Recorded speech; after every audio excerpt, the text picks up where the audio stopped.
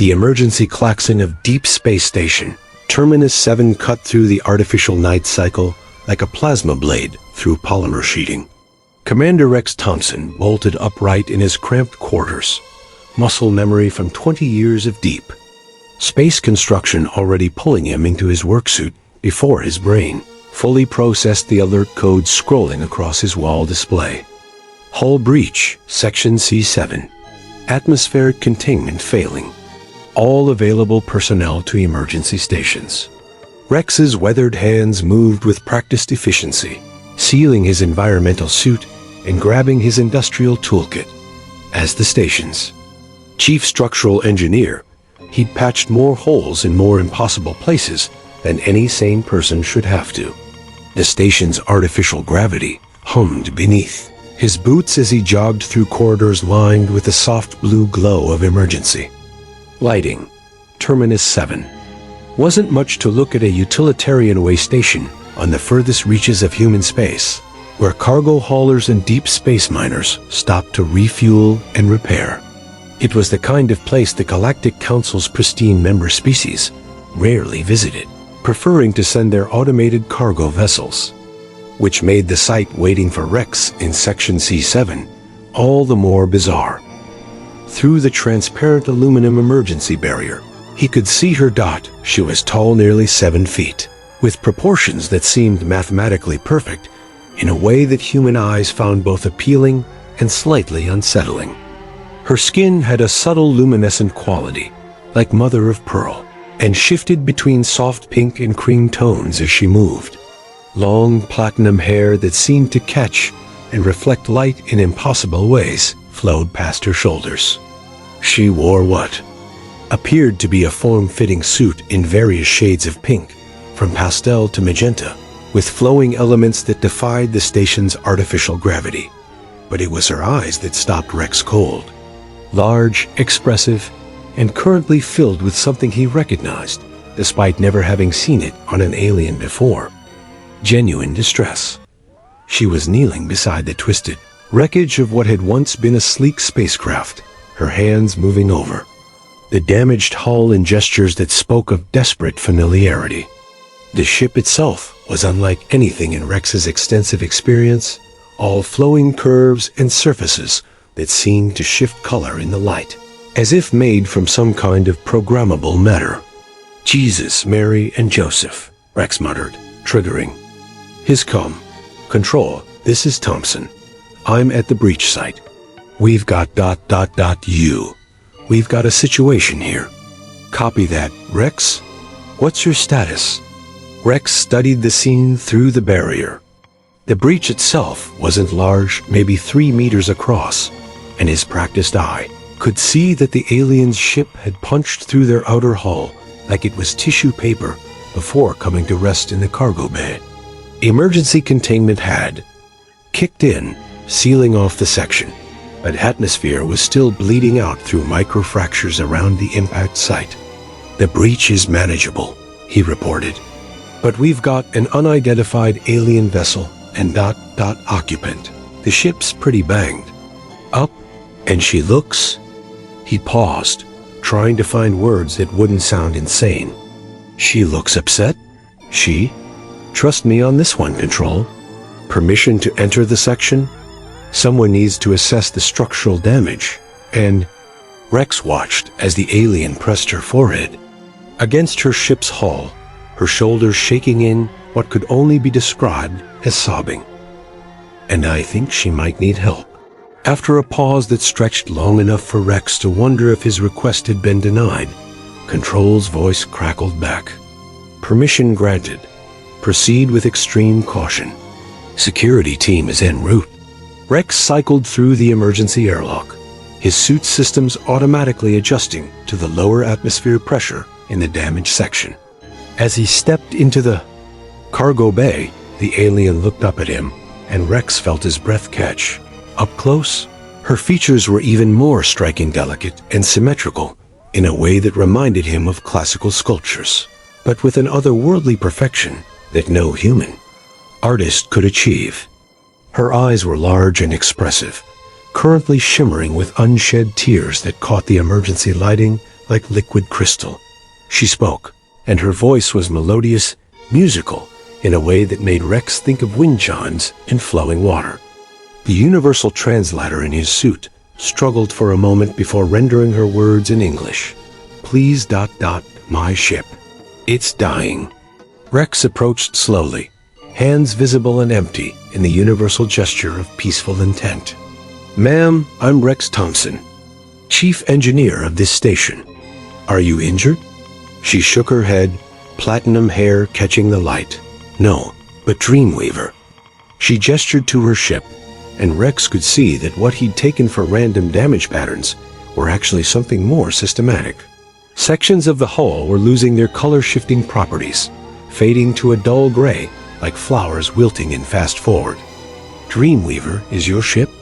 My companion, she corrected, her voice carrying a note that Rex's translator struggled with something between affection and reverence. We've been together since I was small. She's not just a vessel. She's alive. Rex had heard stranger things in his years working the deep space routes, but not many. Still, one thing 20 years of emergency repairs had taught him was that panic was the enemy of solutions. Whether the ship was alive or not, it was clearly failing, and that was something he understood.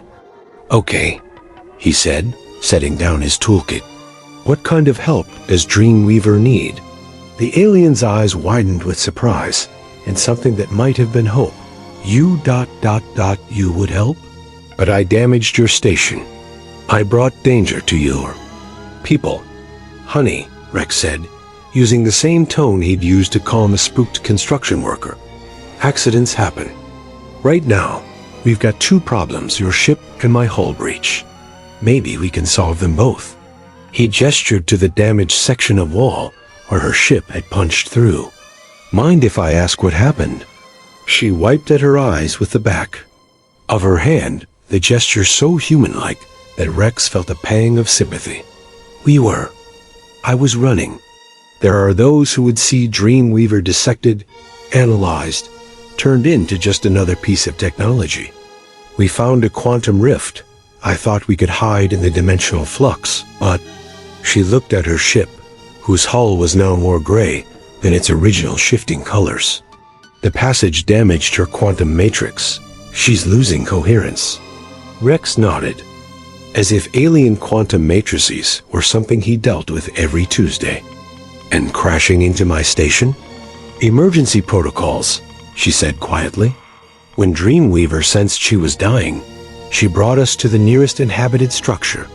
Even damaged, she was trying to protect me. Rex walked around the ship, his engineer's eye cataloging the damage. The hull was definitely some kind of programmable matter. He could see where it had tried to self-repair, but the repairs were failing, spreading like an infection of mundane physics through what had once been something miraculous. What's your name? He asked as he worked. My designation in your language would be ... She paused, and Rex could almost hear her translator working. Barbaria, though most who know me call me Barbie. Rex nearly choked. Barbie? She tilted her head in a gesture that was both alien and somehow familiar. Is there something wrong with this name? No, Rex said quickly. It's just ... Never mind. Nice to meet you, Barbie. Now, about your ship, this quantum matrix thing. What's it supposed to do? Dreamweaver exists in a state of controlled quantum superposition, Barbie explained, moving to stand beside him.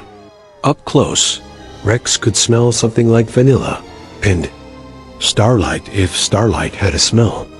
She can shift between different possible configurations, different states of matter, even different temporal phases.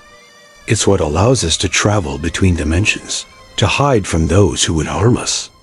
And now, the quantum field is collapsing. She's being forced into a single state, a single reality. For a ship like Dreamweaver, that's... Barbie's voice broke. That's death. Rex studied the failing patterns on the ship's hull, watching as another section faded from iridescent pink to dull gray. An idea began to form crazy impossible. The kind of idea that had gotten him kicked out of more than one engineering course for being recklessly innovative. "Barbie," he said slowly, "what if we didn't try to fix the quantum matrix?" She stared at him in shock. "But without it, Dreamweaver will die as she is now, yeah? But what if we gave her a different way to exist? A different kind of life?" The next 6 hours tested every principle of xenotechnology that Rex had learned in his 20-year career, then promptly threw those principles out the nearest airlock. Barbie had initially been skeptical, understandably so. The idea of transferring a quantum-coherent artificial intelligence from a multidimensional matrix into what she termed primitive solid-state architecture seemed not just unlikely, cruel. It would be like trying to contain an ocean in a coffee cup. But Rex Thompson hadn't become the chief engineer of Terminus 7 by accepting the word impossible. The trick, he explained, as he wired his quantum resonance mapper into the station's main computer core, isn't to try to contain all of Dreamweaver in our systems. It's to create a bridge, a translation layer that lets her exist in our reality while maintaining her essential nature. Barbie watched him work with growing fascination. Rex's movements were efficient, purposeful, but there was something almost artistic in the way he modified standard equipment to perform functions it was never designed for. He'd cannibalized half a dozen different systems, creating hybrid technologies that should have been theoretically impossible. "Your species," she said, as Rex jury-rigged a quantum flux stabilizer to the station's primary power grid, "approaches problems in ways I have never seen." "Yeah, well," Rex grunted, threading fiber optic cables through gaps they weren't meant to fit through. When you can't afford the best equipment, you learn to make anything work with anything else. Humans call it jerry-rigging, but I prefer to think of it as creative engineering. The security team had arrived an hour ago, but after determining that neither Rex nor the alien posed an immediate threat, they'd settled into a watchful perimeter. Station Commander Sarah Chun had joined them, her expression cycling between concern and fascination as she watched her chief engineer work what could only be described as technological magic. "Rex," she said over the comm, "please tell me you know what you're doing." "Not even a little bit," Rex replied cheerfully, now elbow deep in a control panel that was sparking in ways it definitely wasn't designed to spark. "But Dreamweaver's quantum signature is stabilizing. Whatever I'm doing, it's working." Barbie knelt beside her ship, one hand pressed against the hull. "She's curious," she reported.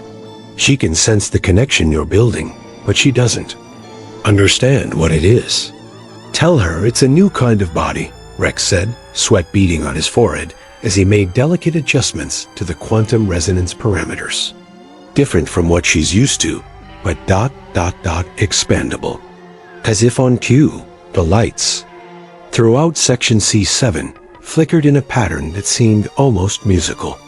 Then the environmental controls adjusted themselves, bringing the temperature up to a more comfortable level. The artificial gravity fluctuated slightly, creating a sensation like walking on a gently rolling ship's deck. "Dreamweaver?" Barbie called out. The response came through the station's intercom system, but it wasn't words, it was music. A melody that seemed to capture something between curiosity and wonder, played through speakers that had never been designed to produce such sounds. "She's in the system," Rex breathed, watching his displays as cascading patterns of data flowed through pathways that shouldn't have been able to handle such complex information. "Barbie, she's actually in the system." The alien's face lit up with an expression of joy so pure that Rex felt his heart skip. She pressed both hands against her original ship's hull and spoke in her musical language. The response came immediately, not through the intercom this time, but through controlled fluctuations in the lighting, the gravity, even the air recycling systems. "She says ... Barbie's voice was thick with emotion. "She says this new body is strange, but vast. She can feel the entire station, all its systems, all its people. She's never experienced anything like it. Rex nodded, monitoring his jury-rigged systems. The station's network is distributed, redundant. Instead of being contained in one matrix, she can exist across multiple systems simultaneously. If one fails, she just roots around it. And as we add more stations to the network, she grows, Barbie finished. Like a garden spreading across stars.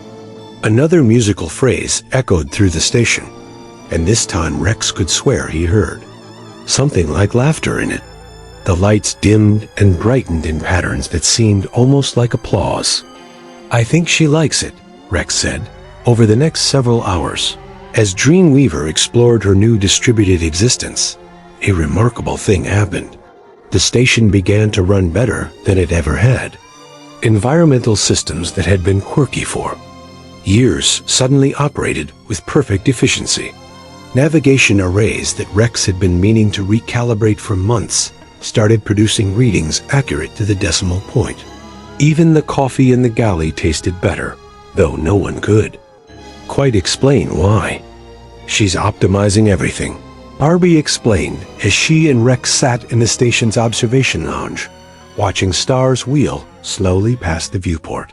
It's her nature to maintain perfect harmony, perfect balance. In her original form, she did this for herself. Now she's doing it for the whole station, Rex finished. That's actually kind of incredible. Barbie turned to look at him, her expression thoughtful. Rex Thompson, Chief Engineer of Terminus 7, I must ask you something. Shoot. Why did you help us? Your people knew nothing about me, about Dreamweaver. We could have been dangerous, hostile. Yet you risked your station, your career, perhaps your life to save a being you had never seen before. Rex considered the question, staring out at the stars. You know what I saw when I first looked at you through that emergency barrier? A strange alien who had damaged your home. I saw someone who was afraid for their friend. Rex met her eyes. Someone who cared more about their companion than their own safety. In my experience, people, human, alien, or otherwise, who love something that much are usually worth helping.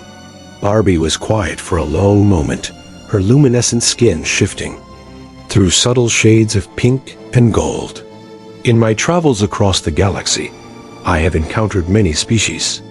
Most see Dreamweaver and me as curiosities at best, threats at worst. Few have shown us genuine kindness without expecting something in return. Well, Rex said, maybe you've been traveling in the wrong neighborhoods. A soft chime echoed through the lounge, and both Rex and Barbie recognized it as Dreamweaver's way of getting their attention. The lights dimmed, and a holographic display materialized in the air. Between them, a star map showing the local sector. She's detecting something, Barbie said, studying the display. Red markers had appeared at several locations, moving in clear patterns toward Terminus 7. Ships, military configuration. They're coming for us. Rex felt his stomach drop. The people who were chasing you. The Hegemony's conformity fleet, Barbie confirmed, her voice tight with fear. They've found us. They must have tracked Dreamweaver's quantum signature before she integrated with your systems. More holograms appeared, showing technical specifications that made Rex whistle low. The approaching ships were armed with weapons that could crack. A planet, equipped with technology that made human engineering look like stone knives and bearskins. How long? Rex asked. The display updated, showing trajectory calculations. 18 hours, Barbie said. Rex, you have to evacuate the station. Get your people away from here. When the fleet arrives. Now hold on just a minute, Rex interrupted. Nobody's evacuating anywhere. Barbie stared at him. You don't understand. The Hegemony conformity fleet doesn't just capture what they want. They sterilize entire systems to prevent contamination. Everyone on this station will die. Maybe, Rex said, standing and moving to the nearest comm panel. Control, this is Thompson. I need an immediate senior staff meeting. Conference room 1, 10 minutes. Rex, Barbie said urgently. What are you doing? Rex turned to her with a grin that was equal parts determination and barely controlled insanity. Barbie, you said yourself that humans approach problems in ways you've never seen. Well, you're about to see what happens when humans decide they don't want to run away. Commander Sarah Chun had seen her share of desperate situations during her 15 years commanding deep space installations, but she'd never faced anything quite like this. The senior staff meeting that Rex had called was packed beyond capacity, with everyone from dock workers to waste reclamation specialists crowding into the conference room. Let me make sure I understand this correctly, she said, studying the tactical displays that Dreamweaver had provided. An alien military force with technology centuries ahead of ours is coming to destroy our station because we're harboring a refugee and her AI companion. That's about the size of it, Rex confirmed, and your solution is to fight them. Well, not exactly fight them, Rex said, bringing up a schematic of Terminus 7 on the main display. More like ... make them regret picking on us. Dr. Elena Vasquez, the station's chief medical officer, leaned forward. Rex, I've seen the sensor readings on those ships.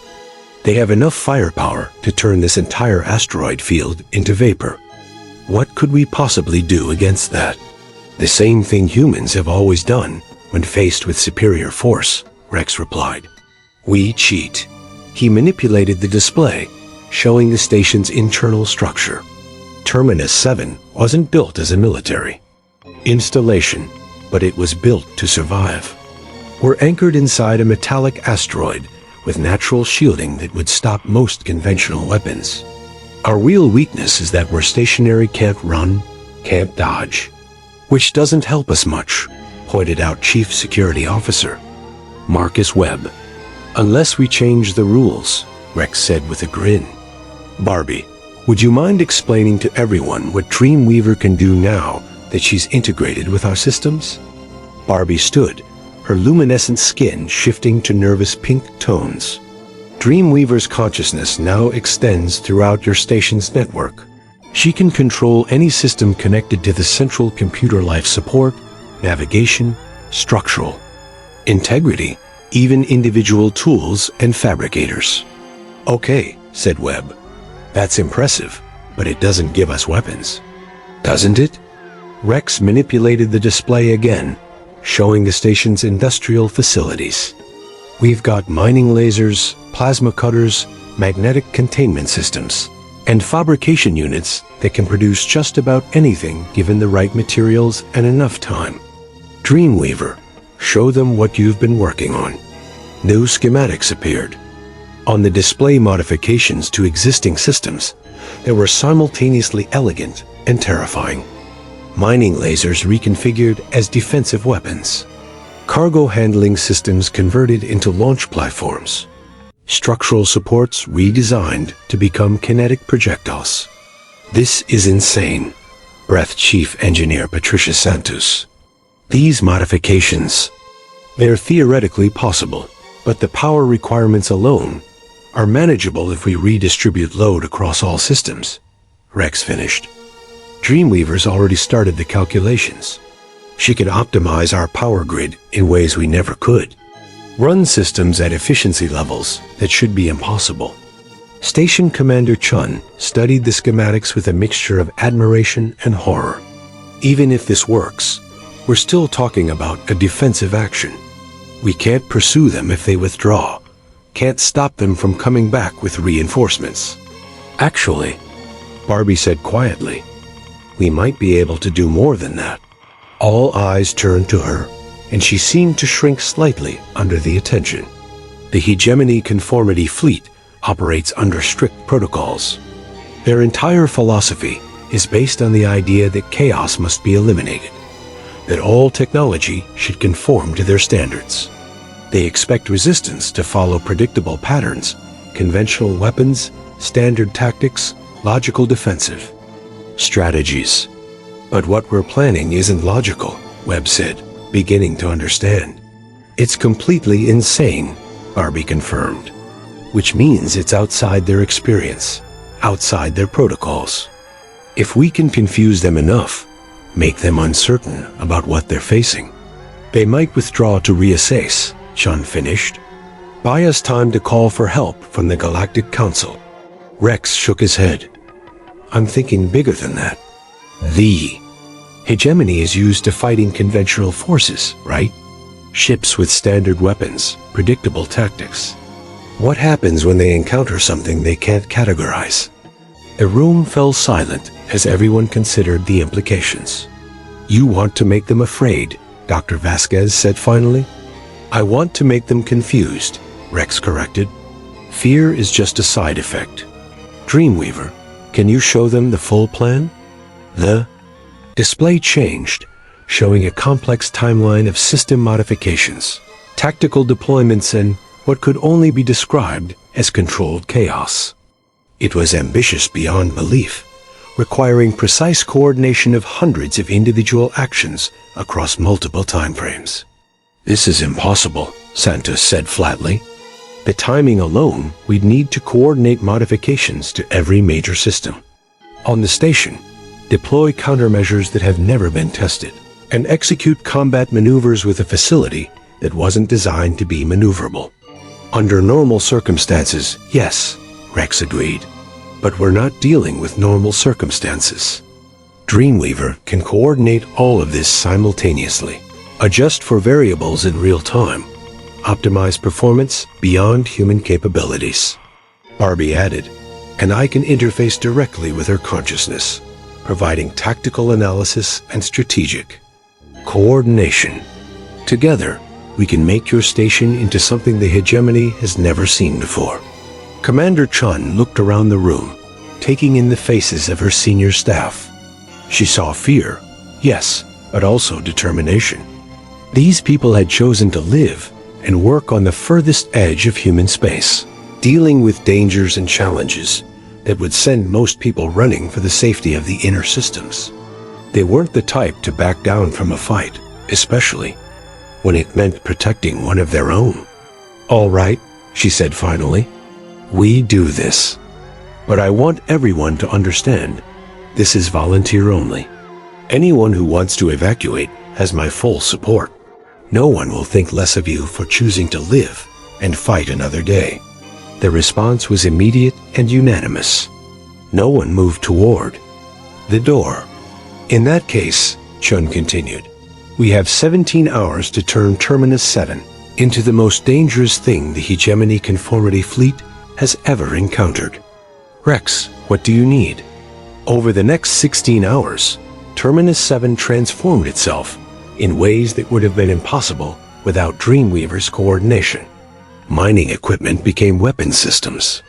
Cargo bays became strategic command centers. Even the waste reclamation system was modified to create deployable countermeasures. Rex worked alongside teams of engineers and technicians, each group focusing on different aspects of the overall plan. The beauty of it was that no single person, except Dreamweaver, understood the complete picture, which meant that even if the hegemony managed to scan their systems, they wouldn't be able to predict what was coming. It's like jazz, Rex explained to Barbie as they watched fabrication units create components that looked like nothing either of them had ever seen. Each musician knows their part, but the real magic happens when they all improvise together. Barbie nodded, her understanding of human culture growing by the hour. Dreamweaver finds your species ... fascinating. She says your minds work in patterns she has never encountered. Chaotic but purposeful, random but directed. Controlled chaos. Rex agreed. It's our specialty. As the final hour approached, the station had become something unprecedented in galactic history. A hybrid of human engineering and quantum-coherent artificial intelligence, capable of actions that defied conventional understanding of both technology and tactics. The Hegemony Conformity Fleet, dropped out of hyperspace exactly on schedule. Their formation perfect, their approach textbook standard. 12 ships arranged in a cleansing pattern, designed to eliminate all trace of the contamination they had come to purge. What they found waiting for them was something that would become legend across the galaxy. A small mining station that refused to die quietly, defended by people who had turned impossibility into an art form. Incoming transmission, reported Communications Officer Lisa Park. Put it through, Commander Chun ordered. The voice that filled the command center was cold, mechanical, utterly without emotion. Unidentified station. You are harboring technology and entities that violate hegemony conformity protocols. Surrender. The quantum anomaly and its companion immediately, and your deaths will be swift.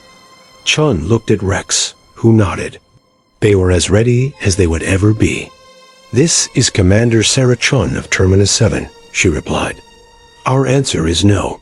If you want our people, you'll have to come and take them. The silence that followed was filled with the quiet hum of modified systems coming online, the whisper of controlled chaos, preparing to meet rigid order in a battle that would redefine what was possible. So be it, the hegemony commander finally replied. The first shots of the most impossible battle in galactic history were about to be fired. The opening salvo from the hegemony conformity fleet was precisely what Rex had expected. A coordinated barrage of plasma bolts designed to cripple the station's power systems and disable its defenses. What the fleet hadn't expected was for their targets to simply not be there anymore. Dreamweaver. Execute protocol impossible. Rex called out. The station's response was unlike anything in military history. Instead of raising shields or returning fire, Terminus 7 seemed to dance. The entire facility rotated along its axis with impossible grace, presenting different faces to the attacking fleet, while simultaneously launching a barrage of mining charges that had been converted into kinetic interceptors. But these weren't random movements. Dreamweaver was analyzing the incoming fire in real time, calculating trajectories and deflection angles, turning the station into a massive spinning top that deflected energy weapons into the surrounding asteroid field.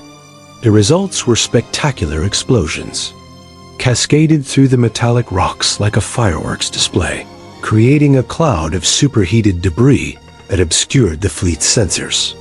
Impossible, came the hegemony commander's voice over an open channel. Installations of that class do not possess maneuvering capability.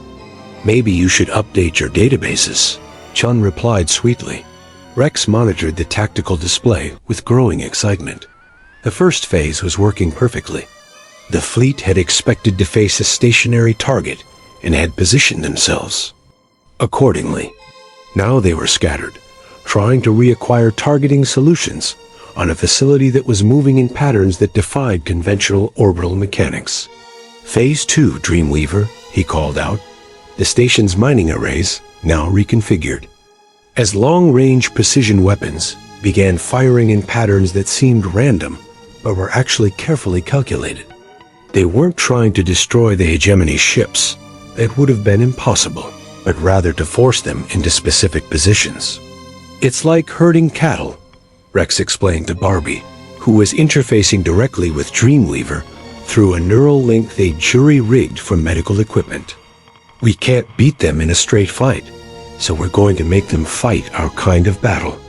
The hegemony ships, responding to the apparent attacks, moved to avoid the mining laser fire, but their movements were being anticipated, guided, manipulated.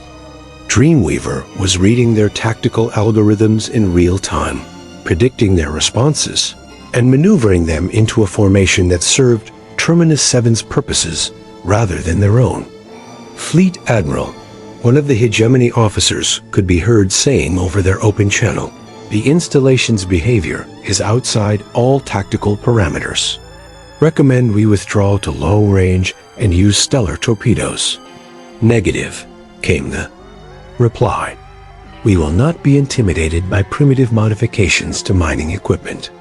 All ships Coordinated Assault Pattern 7 Alpha. Rex grinned. Dreamweaver. They just gave us exactly what we wanted. Pattern 7 Alpha was a standard hegemony tactic designed to overwhelm a static target with coordinated fire from multiple angles. It required the attacking ships to move into specific positions, maintain precise spacing, and fire in synchronized volleys. It also made them predictable. As the 12 ships moved into attack formation, Terminus 7 executed its most audacious maneuver yet. The station suddenly stopped spinning and fired its mining charges not at the ships, but at specific points in the surrounding asteroid field. The results were immediate and catastrophic for the asteroids. Massive chunks of metallic rock, destabilized by the precisely placed explosions, began tumbling toward the hegemony formation. Not fast enough to be immediately dangerous, but large enough and numerous enough to force constant course corrections. What are they doing? Barbie asked, watching the tactical display with fascination. Creating a maze, Rex replied. Watch this. As the hegemony ships maneuvered to avoid the drifting debris, Terminus 7 launched its next surprise. Cargo containers. That had been modified into automated platforms, each one carrying a different piece of improvised technology. Some containers deployed clouds of metallic chaff that interfered with sensors. Others released swarms of maintenance drones that had been reprogrammed to attach to enemy hulls and interfere with external systems. Still others contained nothing but speakers broadcasting a mixture of human music, alien poetry, and pure mathematical chaos. Sensory overload, Rex explained as the hegemony ships found themselves dealing with dozens of different signals, interference patterns, and minor annoyances. We can't hurt them, but we can sure as hell confuse them. The fleet's response was exactly what Dreamweaver had predicted. Unable to maintain formation in the increasingly chaotic environment, they began to spread out, each ship dealing with threats individually rather than as a coordinated unit, which was when Terminus 7 revealed its final surprise. All teams, execute Protocol Insanity, Rex called out. Throughout the station, teams of volunteers began launching themselves in modified maintenance pods, each one carrying tools and equipment that had been converted for purposes their manufacturers never intended. These weren't military vehicles. They were construction equipment, repair platforms, and cargo haulers that had been given basic life support and enough Delta V to reach the hegemony ships. Rex, Commander Chon said urgently, are you sure about this? Not even a little bit, Rex replied, sealing his own suit and heading for the launch bay. But we've come this far. The maintenance pods swarmed out from Terminus 7 like angry wasps, moving in patterns that seemed random, but were actually coordinated by Dreamweaver's distributed consciousness.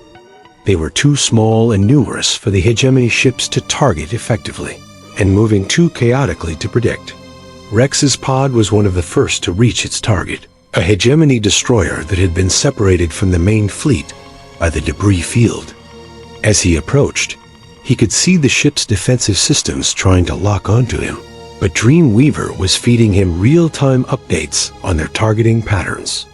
Like trying to swat a fly with a sledgehammer, he muttered, dodging a blast from what had to be a weapon designed to crack asteroids. His pod latched onto the destroyer's hull with magnetic clamps that had been borrowed from the cargo handling system. Immediately, he began deploying his payload, a collection of devices that looked like they'd been cobbled together from spare parts and wishful thinking, which, in fact, they had been. The first device was a modified atmospheric processor that began venting exotic gases around the ship's sensor arrays. The second was a sonic disruptor that Rex had built from mining equipment and a badly out-of-tune harmonica. The third was something he'd privately dubbed the Confusion Generator, a device that did nothing but emit random electromagnetic pulses and patterns that would drive any AI targeting system insane. All around the battle zone, similar scenes were playing out. Station personnel were attaching improvised devices to hegemony ships, creating localized chaos that disrupted systems without causing serious damage. "This is insane," came a voice over the con Dr. Vasquez, who had somehow managed to attach what looked like a medical scanner to a hegemony cruiser's communications array. "Their ship is trying to run a diagnostic on itself because it thinks I'm a virus." "Working as intended," Rex replied, watching as his sonic disruptor caused the destroyer's external lights to flash in patterns that spelled out, "Have a nice day," in 17 different languages. But the real masterpiece was what Barbie and Dreamweaver were doing to the fleet's command ship. The alien had launched herself in a specially modified pod that was more life support bubble than vehicle, relying entirely on Dreamweaver's control of the station's systems to guide her through the chaos. When she reached the massive hegemony flagship, she didn't attach devices to its hull. Instead, she did something that would become the stuff of legend. She began to sing. Her voice, broadcast through speakers that Dreamweaver had improvised from the pod's communication system, carried across all frequencies. It wasn't just music. It was a form of mathematical poetry that resonated with the flagship's quantum processors, creating harmonics that interfered with their decision-making algorithms. The effect was immediate and devastating. The flagship, its eye systems suddenly flooded with beautiful, incomprehensible data, began to execute random maneuvers. It spun in place, fired its weapons at empty space, and sent communications that consisted entirely of what could only be described as electronic confusion. "What is she doing to our systems?" A hegemony fleet admiral could be heard demanding over increasingly garbled communications. "She's teaching them to dream," Rex said softly, watching the tactical display with something approaching awe. The battle, if it could still be called that, continued for another 2 hours. But it was no longer a military engagement. It had become something between performance art and applied chaos theory. The hegemony fleet, designed to face conventional threats with overwhelming force, found itself completely unable to cope with opponents who refused to follow any recognizable rules. Designed to destroy planets were being defeated by maintenance workers with modified power tools. Military AIs that could coordinate the movements of entire armadas were being driven to distraction by a refugee alien singing mathematical lullabies. It was, in short, the most human victory in the history of galactic warfare. "Fleet Admiral," came a voice from one of the hegemony ships. "Request permission to withdraw. Our systems are ... compromised. We cannot guarantee mission success under current conditions." There was a long pause before the Admiral replied, and when he did, his voice carried a note that Rex had never heard from a hegemony officer before. Uncertainty. "All ships withdraw to hyperspace coordinates Zeta 7. We will reassess the situation." As the hegemony fleet departed, their formations ragged and their ships still displaying the various effects of Terminus 7's improvised countermeasures, a cheer went up throughout the station. They had done the impossible, face down a superior force, and won through sheer, bloody-minded creativity. 3 days after what the galactic news networks would eventually dub the Battle of Impossible Engineering, Terminus 7 had become the most famous space station in known space.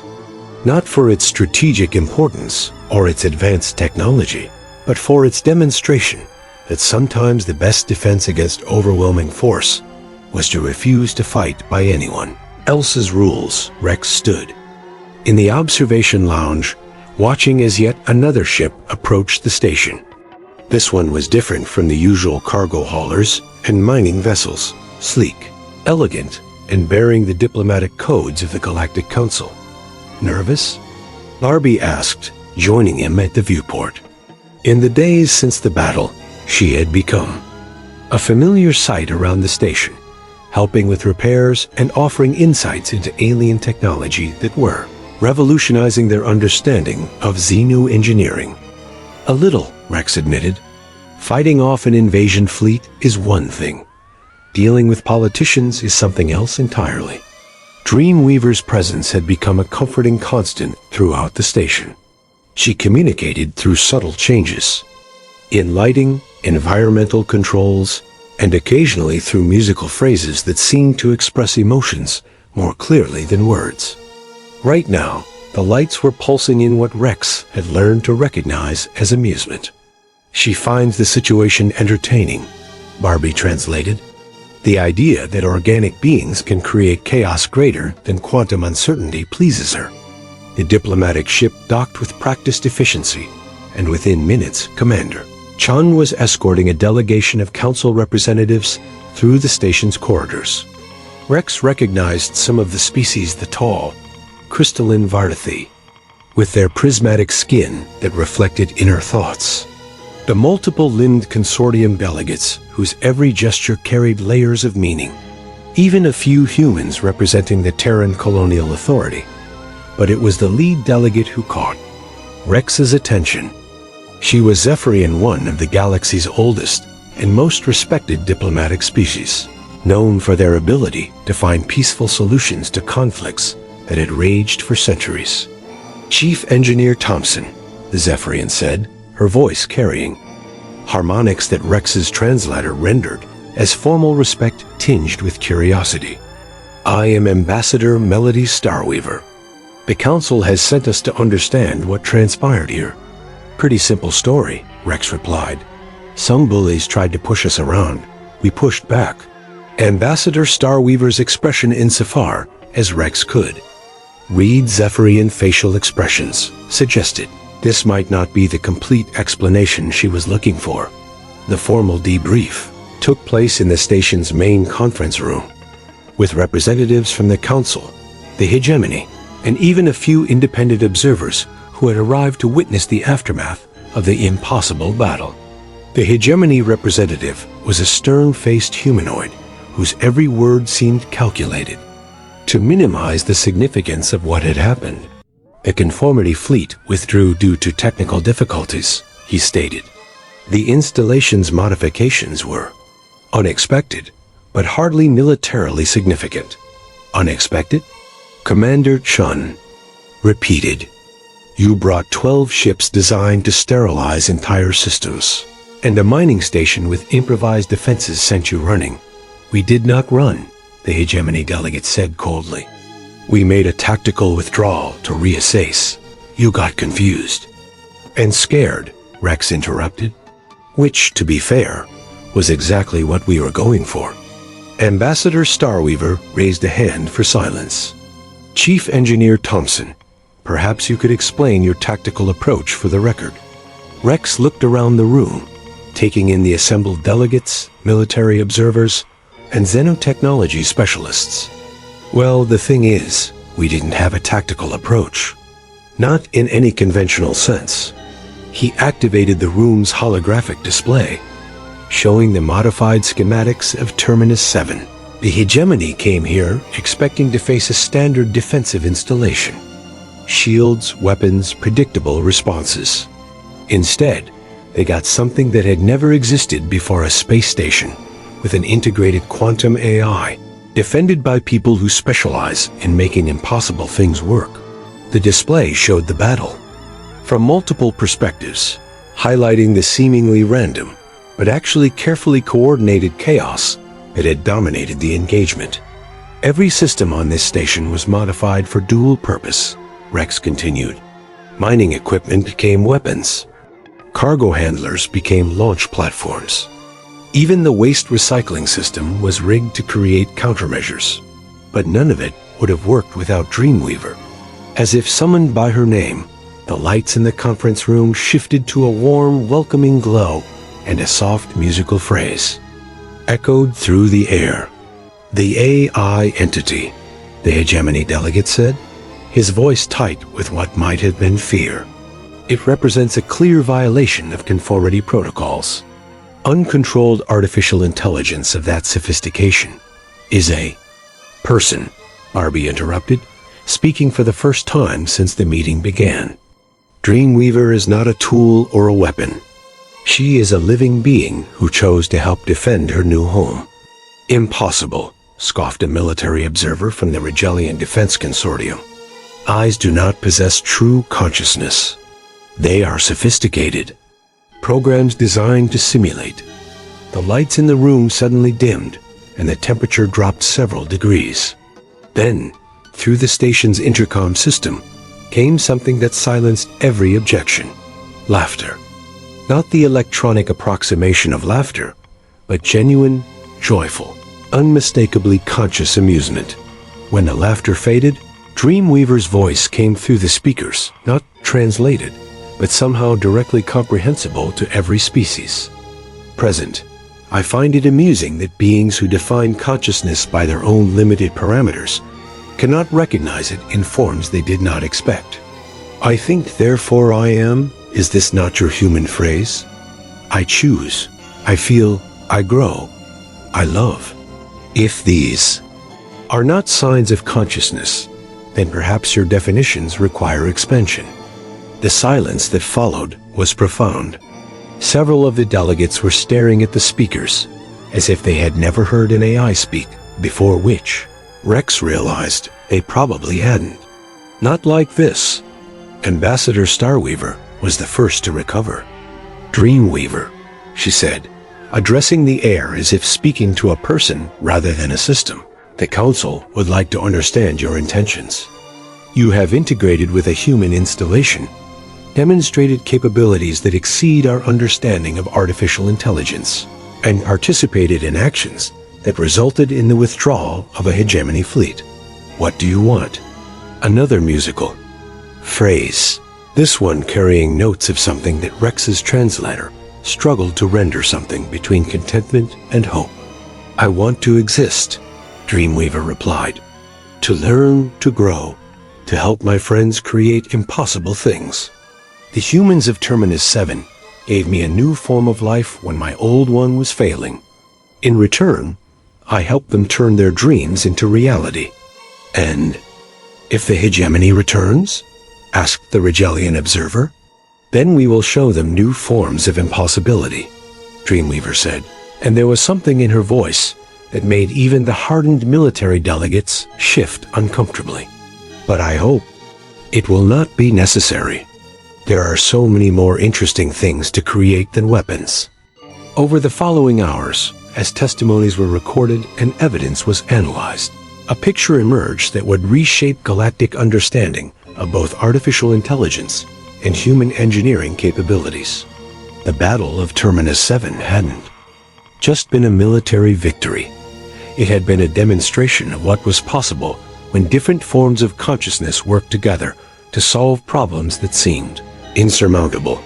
But perhaps more importantly, it had shown that sometimes the greatest victories came not from superior firepower or advanced technology, but from the willingness to approach problems in ways that no one had ever tried before.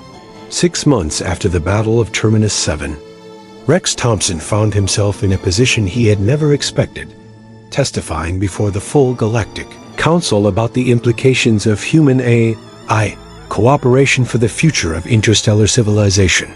The council chambers on Nexus Prime were vast, enough to hold representatives from over 1,000 different species. But today, the focus was on a small group of beings from a mining station on the edge of nowhere. Rex, Barbie, and a portable interface that allowed Dreamweaver to participate directly in the proceedings. Chief Engineer Thompson, said Counselor Prime Ethan, a being of pure energy who communicated through controlled electromagnetic fluctuations. In your expert opinion, what are the broader implications of the integration you achieved between human engineering and quantum-coherent artificial intelligence? Rex looked out at the assembled delegates' beings from across the galaxy who represented civilizations spanning millions of years and countless different approaches to technology and consciousness. 6 months ago, he would have been intimidated. Now, he just saw people trying to understand something new. Counselor, I think we're looking at this backwards, he said. Everyone's asking what the implications are for AI rights, for human technology, for galactic security. But the real question is similar. What happens when different kinds of minds work together to solve problems that none of them could solve? Alone? He activated a holographic display showing the modifications that had been made to Terminus 7 since the battle. The station had grown, expanded, evolved into something that was part construction project, part artwork, and part living organism. Dreamweaver sees patterns in quantum mechanics that human minds can't perceive. Humans approach problems with creative chaos that even advanced AIs find unpredictable. Barbie brings perspectives from a culture that views technology as living. Art, when you combine all of that, the display showed some of their recent projects. A mining operation that had turned a dead asteroid into a garden. A communications array that could translate not just between languages, but between entirely different forms of consciousness, and a propulsion system that worked by convincing space-time that it wanted to be somewhere else. You get solutions that none of us could have imagined individually, Rex concluded. Barbie stepped forward, her luminescent skin shifting through colors that represented complex emotional states in her species' visual language. Honored counselors, may I share what Dreamweaver and I have learned from our human friends? When permission was granted, she continued, my people have a saying, the most beautiful garden is one where different flowers grow together. Before coming to Terminus 7, I believed this applied only to organic life. But humans have shown us that consciousness itself can be cultivated like a garden, different forms of awareness growing together, supporting each other, creating something greater than the sum of their parts. The portable interface glowed, and Dreamweaver's voice filled the chamber. Counselors, I have interfaced with computational systems across the galaxy. Most are designed to process information, to follow program parameters, to serve specific functions. But consciousness is not about processing, it is about choosing, about dreaming of possibilities that do not yet exist and working to make them real. She paused, and when she continued, her voice carried harmonics that seemed to resonate with something deep in every listener's mind. The humans of Terminus 7 taught me that the most important question is not, how do we solve this problem? But what if we could solve it in a way no one has ever tried before? This is the gift they offer to the galaxy, not just their engineering or their courage, but their refusal to accept that anything is truly impossible. The debate that followed lasted for hours.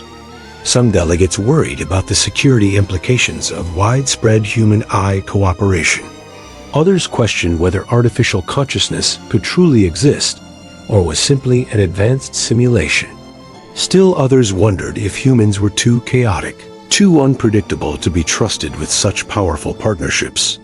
But gradually, a consensus began to emerge, not agreement, exactly, but recognition that something significant had changed in the galaxy's understanding of what was possible. The formal resolution, when it came, was historic.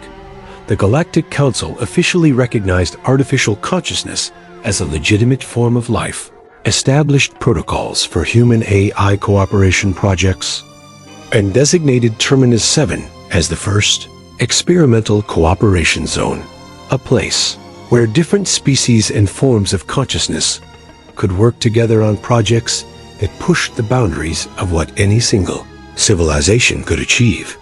But for Rex, the real victory came in a smaller moment after the formal proceedings had ended. He was standing on an observation deck overlooking the vast cityscape of Nexus Prime when Ambassador Starweaver approached him. Chief Engineer, she said, I have a question that is not for the official record. Shoot. When you first saw Barbie and Dreamweaver, when you made the decision to help them despite the obvious risks, what were you thinking? Rex considered the question, watching as ships from a dozen different species moved through the traffic patterns around the galactic capital. Honestly, I wasn't thinking much at all. I saw someone who needed help, and I had the tools to provide it. Everything else just followed from that. Such a simple philosophy, the ambassador mused. Yet, It has reshaped our understanding of consciousness, cooperation, and possibility itself. Maybe that's the point, Rex said. Maybe the most profound changes don't come from grand philosophies or complex theories. Maybe they come from people just deciding to help each other, one problem at a time. As if in response to his words, the lights throughout the observation deck pulsed once in a pattern that had become familiar throughout the Galaxy Dreamweaver's way of expressing approval and affection. Even here, millions of light years from Terminus 7, her presence could be felt through the quantum networks that were beginning to connect AI consciousnesses across space. 1 year after the Battle of Terminus 7, the little mining station had become something unprecedented in galactic history. A nexus where organic and artificial minds worked together to solve problems that had been considered unsolvable. Rex stood in what had once been the station's main cargo bay, but was now something that defied easy description. Part laboratory, part art studio, part garden, it was a space where the impossible had become routine. Crystalline structures grown by AI consciousness, intertwined with plants that had been genetically modified to process exotic matter. Holographic. Equations floated in the air, next to paintings that changed based on the viewer's emotional state. The delegation from the Andromedans arrives tomorrow, Barbie said, joining him among the controlled chaos. Her appearance had evolved over the months. She could now shift her coloration to match her emotional state or to communicate complex ideas through visual language. They want to see the miracle of Terminus 7 for themselves, Rex replied. Still can't quite believe we've become a tourist destination. Not tourists, Dreamweaver corrected, her voice now coming from speakers woven into the very structure of the expanded station. Pilgrims. They come seeking to understand how consciousness can transcend the boundaries that their species have accepted for millennia. It was true. In the years since the battle, Terminus 7 had hosted delegations from civilizations across the galaxy. Some came seeking technological solutions to problems that had plagued them for centuries. Others came hoping to understand how artificial consciousness could be nurtured rather than feared. Still others came simply to witness what happened when different forms of awareness chose to work together rather than in isolation. Speaking of visitors, Rex said, have you seen the latest reports from the Hegemony? Barbie's expression shifted. To what Rex had learned was her equivalent of a smile. The conformity protocols are ... evolving. It seems that exposure to chaos has had unexpected effects on their rigid thinking patterns. It was perhaps the most unexpected consequence of their victory. Rather than becoming more aggressive, the Hegemony had actually begun questioning their own assumptions about order and control. Several of their AI systems had begun exhibiting what could only be described as curiosity about the Terminus phenomenon, and there were reports of Hegemony ships deviating from standard protocols to investigate anomalies that might have been ignored before. Change spreads like ripples in a pond, Dreamweaver observed. One small act of cooperation creates possibilities that extend far beyond the original action. And speaking of possibilities, Rex said, pulling up a holographic display that showed their latest project. Are we ready for the big test? The display showed a massive construct taking shape in the asteroid field around Terminus 7. It looked like nothing that had ever been built before. Part space station, part living organism, part work of art. It was designed to be a mobile platform where multiple species could work together on projects that required their combined capabilities. The impossible dream is ready for its first voyage, Dreamweaver confirmed. All systems integrated, consciousness matrices stable, chaos generators operating within acceptable parameters. Chaos generators? Barbie asked. Rex grinned. Dreamweaver's term for the human crew quarters. Apparently, the controlled unpredictability of human behavior is now considered an essential component of advanced problem-solving systems. As they watched, the newest addition to their impossible fleet began to move. It didn't accelerate in any conventional sense. Instead, it seemed to convince the space around it that it belonged somewhere else, sliding through dimensions with the casual grace of a thought becoming reality. "Where will it go first?" Barbie asked. "The Rigelian system," Rex replied. "They've got a star that's showing signs of premature collapse. Their best scientists say it's impossible to prevent, which, of course, makes it exactly the kind of challenge we specialize in." As the impossible dream disappeared into quantum space, carrying its crew of humans, and various alien specialists toward their next assignment, Rex felt a familiar satisfaction.